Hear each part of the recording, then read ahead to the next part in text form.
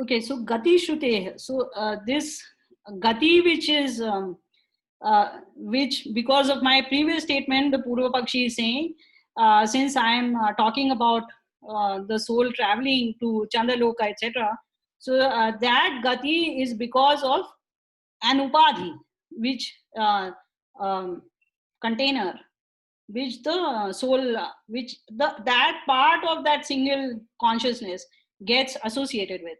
Now this part of this single consciousness going to Swarga, uh, one section of the Advaitvadi says that it achieves all this Swarga and Patal, etc. Others say they go and merge into Brahma on Mukti. So all those different uh, um, uh, ways of thinking exist. Explanations, yeah. Beliefs, yeah, all those different beliefs exist. So this now basically the Purva Pakshi has contested Kapila's viewpoint of Chandradi Lokas, where he has said that the soul does return. So Kapila had given his main firework, firepower had been used in the previous chapters as we saw. However, he gives one more argument in this case. अनधितिष्ठितस्य पूतिभावप्रसङ्गान् So he says that if this upadhi, this sharir which you consider as an upadhi, is encompassing this single consciousness, then uh, when it is not occupied by the soul, then it starts rotting. Puti bhava is rotting. So it would not start rotting if it was not occupied, um, if it was occupied by this soul.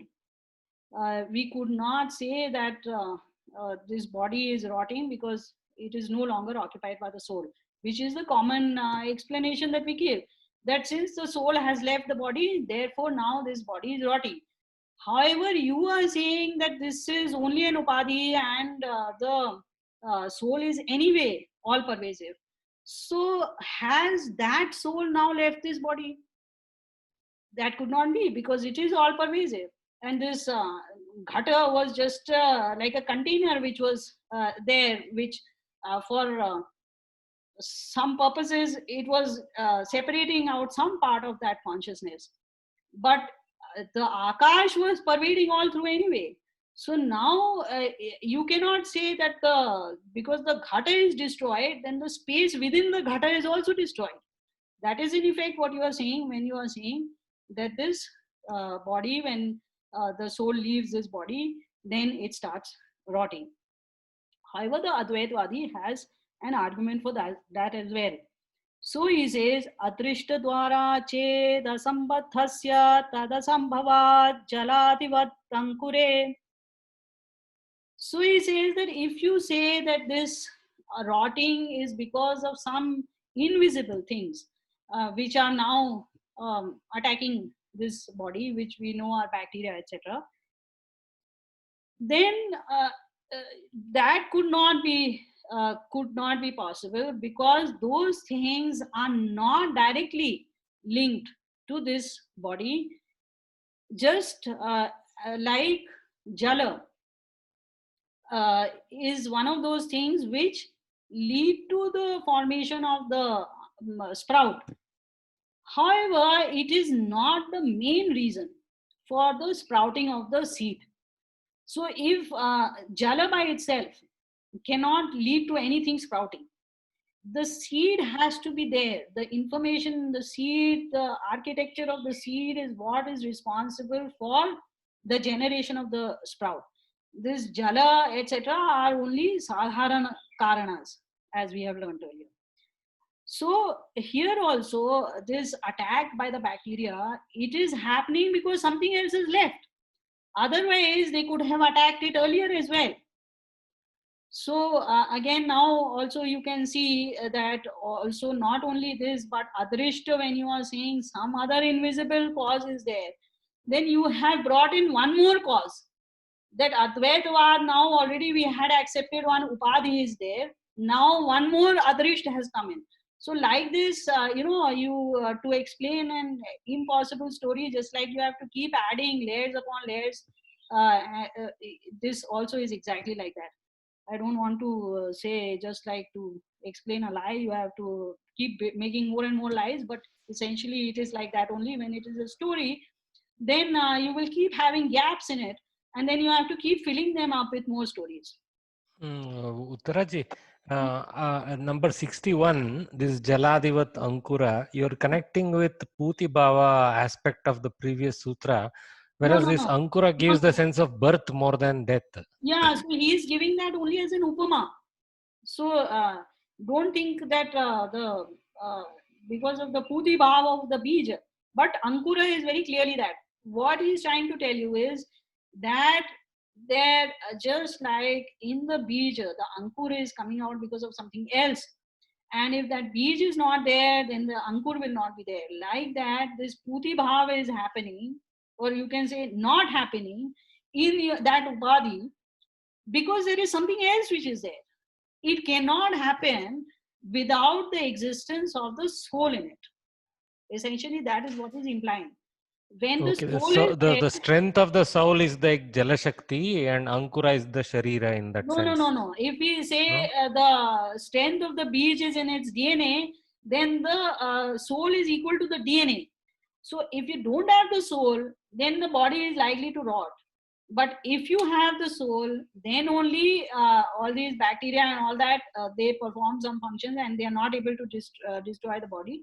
That is a different thing. But essentially, the soul is the one which keeps the body intact and uh, defended defended against the bacteria.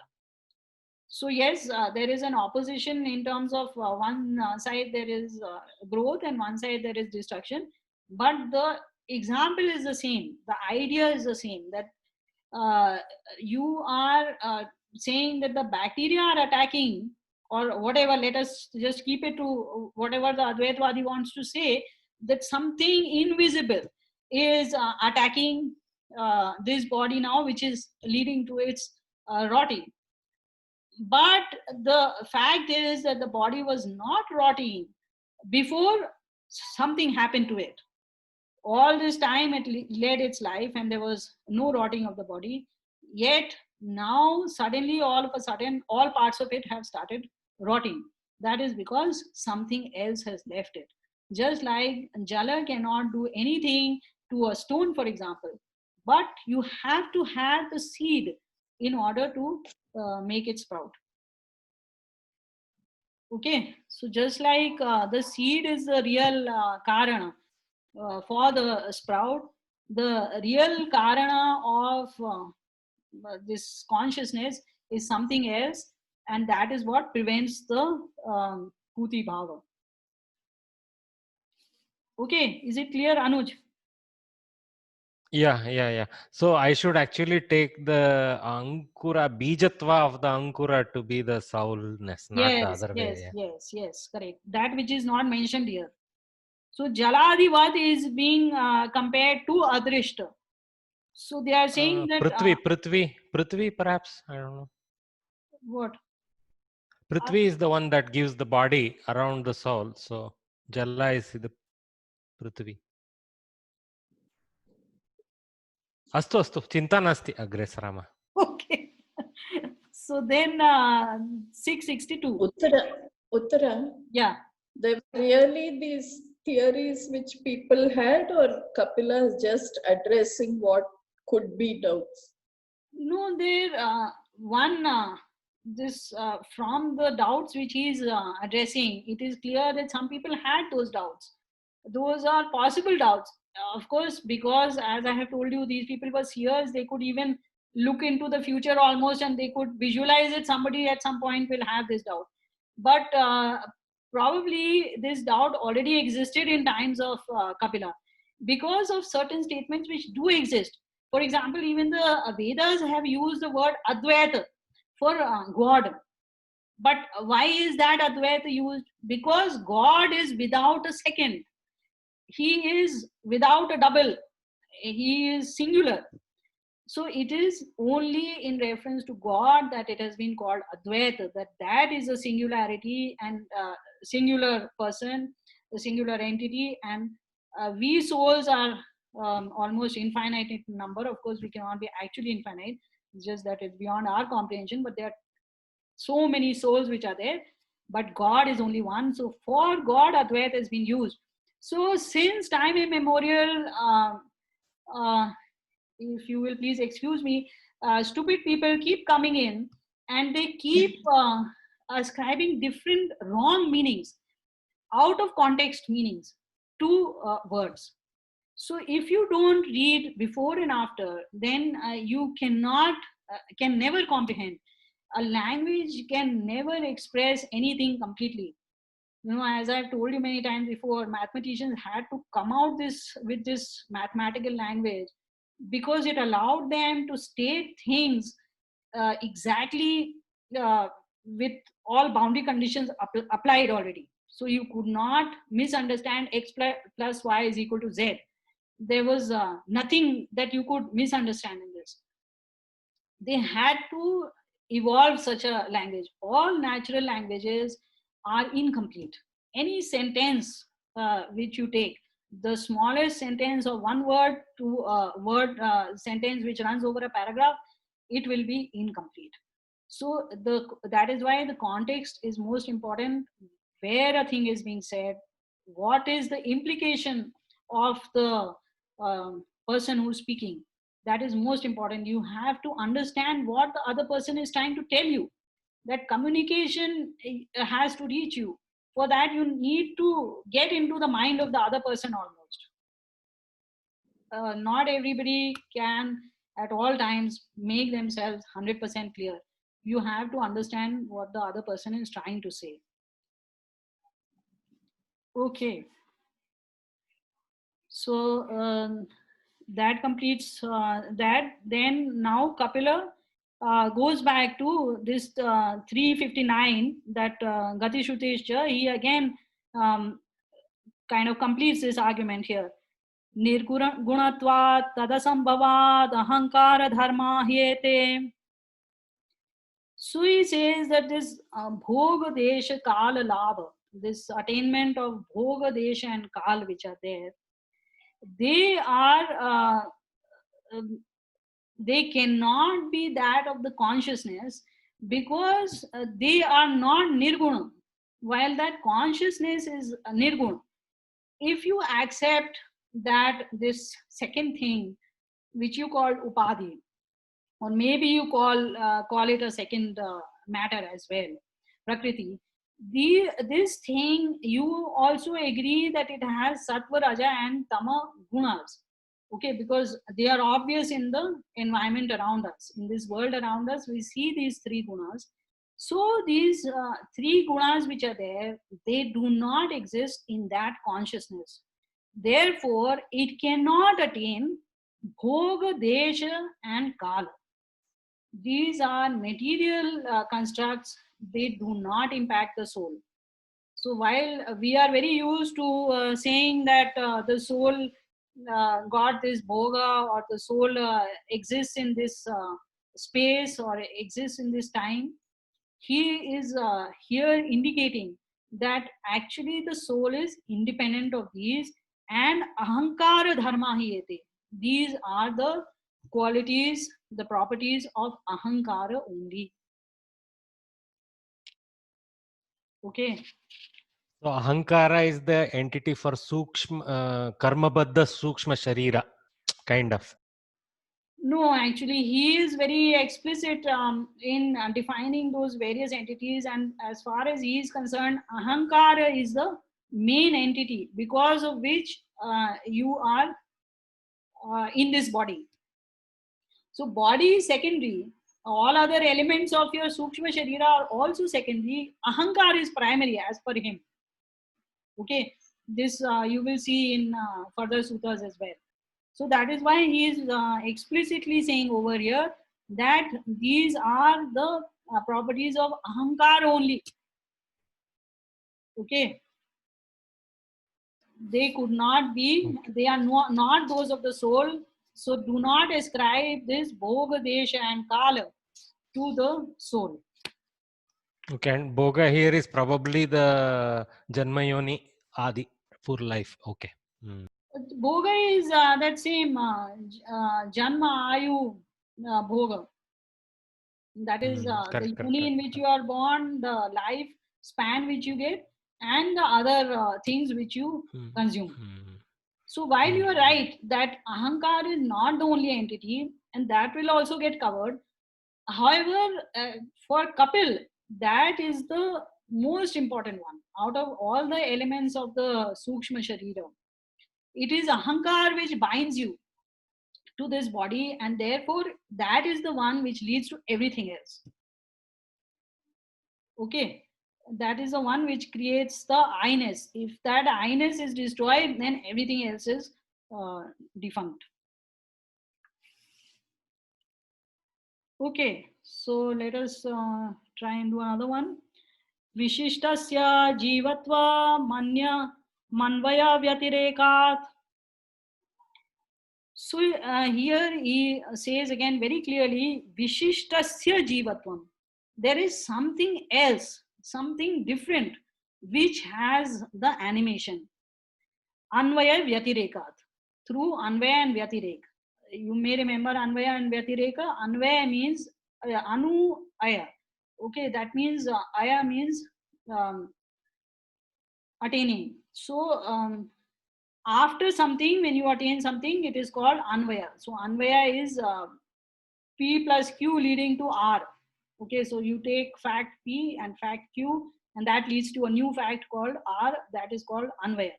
And when you say not P, not Q, that leads to not R, that is called Vyatireka. So here he is saying that this we find that in the body, while there is a soul, then the body is all right, it has consciousness, it is not rotting. And when the soul is eliminated from that, then the body becomes like a piece of matter and it starts rotting. You know, if you think about it, there are rotting happens only in living matter, that which is organic substance, okay, which is created by living beings.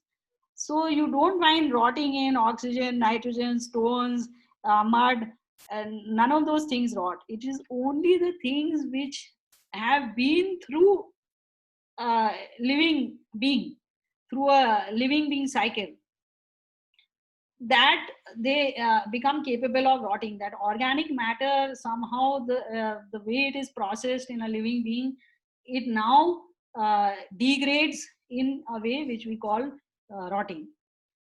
Okay, in a sense, what you said is like organic matter itself has a limited shelf life, it seems. Only inorganic can have unlimited shelf life. That's how it feels. No, it doesn't necessarily mean that. Like maybe a diamond degrades at some point, maybe a stone gets eroded over a piece of relatively. Yes, Yeah. but it does not degrade into something else. The way what we call rotting. Okay, like in combustion, everything gets attached to oxygen and it vaporizes. But in this organic matter, that too, that which is passed through living beings, like this polyesters and all that, we are seeing that they are so non biodegradable because they are artificial. So they do degrade over a period of time, where the degradation is also, you know, becoming smaller and smaller in size. Per se, it doesn't rot. So only things which but for example, our feces rots, so it has passed through your system, now it has become capable of rotting, even though you never actually accepted that matter, and it remained outside your system. It went through this alimentary canal and it has come out now. So you actually did not make it a part of your system, yet now it has become capable of rotting. So this association with living being, this living machinery is so phenomenal. Actually, it is quite amazing. So anyway, so Vishishtasya Jivatvam Anvaya Vyatirekat. So he makes his thing 100% clear that Puti Bhava, please don't ascribe it to some Adrishta or something else. It is this soul which leads to this rotting. And that soul is separate from matter. Don't mix the two. And please don't mix God with the soul. The soul, the individual soul, is indeed completely different from God. The properties it has are completely different. No amount of separation of that of a single consciousness into these separate consciousnesses can give us one well structured theory, if I may say so. And anyway, these are all this we cannot call it a theory per se, because it is pramanit by Shabda Praman of the Vedas. So let us have belief in it. Even if we are not able to believe it, please at least don't ascribe something else to Kapila just because you don't believe it or somebody else tells you Kapila said this. Now you have read Sankhya, please understand Kapila the way he has said it. Okay, so shall we say our prayer? Is there any question? No. Okay, so we'll say our prayer. Om Abhayam Mitra Abhayam Mitra Abhayam Jnata Abhayam Puroyah Abhayam Nattam Abhayam Divanam Sarva Asha Mama Mitram Bhavantu. Om Shanti. Shanti.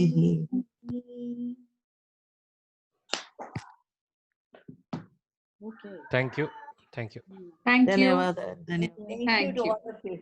Thank you, Uttara. Looks like Guruvarya will have just one more class, perhaps, right? Yes, and maybe one more. We will do a recap of the whole thing. That will be nice. Yeah. So you people That- have to work for that. That is why I'm We have to telling you, study that. please I know. study. Start studying now, because it's been a very long time. It's over 2 years now that we have been studying this. Yeah. So please do start recapping. Okay. Okay then. Okay. Thank you. Uttara. Yes. Okay. Dhanyavada. Thank you. Thank you, Uttara. Bye, everybody. Bye. Bye. Bye. Bye.